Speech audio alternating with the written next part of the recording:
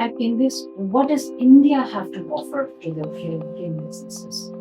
I think a lot. India has a huge potential. It's developing market, and in past few years, and I think in the next 5 years, in the sense of investment and business, India will be booming. More than even China or any other place right now, because how India, it's like when you see the economic growth, how fast is it, in the sense also of mutual funds and any other investment. It's the go-to-go country. And especially after COVID, people prefer more to go to India than to China, for instance, right? Now you do have the resources. India has the resources to offer, and also the labor is cheaper. Plus, people speak English more than in any other place, right? So India has a lot to offer in compared to Europe. Europe doesn't have that much to offer right now than India. Right? So most of the established companies or emerging markets would go to India, because why not? I mean, it's the booming market right now. It's the right choice to go for many reasons.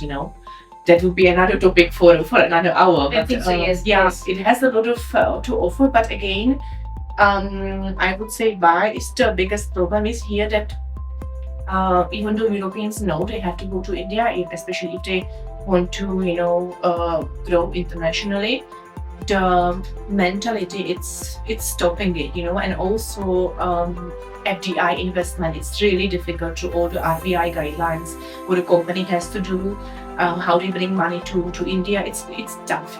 It's being said it's getting easier, yes, also in the sense of visa and all the approvals. But if you have FDI investment, and you want to start your manufacturing unit here, so many regulations and things what you have to do. So you really think twice, should I go for India? I know it has a lot of potential, but you also know that really establishing your company and having everything in process takes 1 year, right?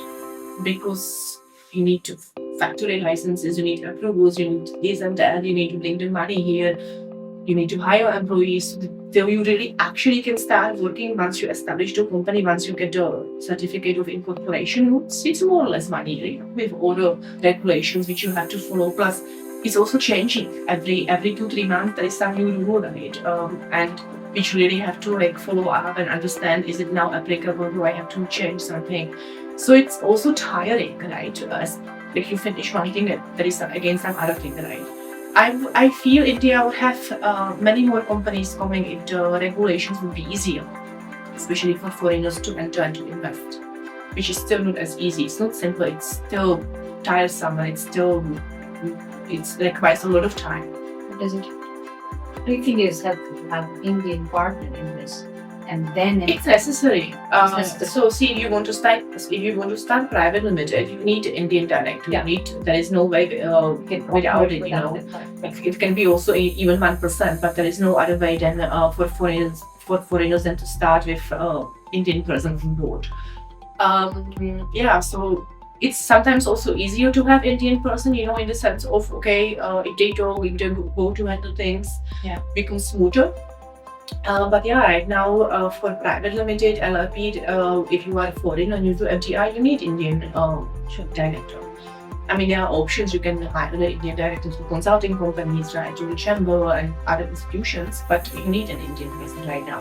Whether the rules will change or not, we don't know, but right now it's required.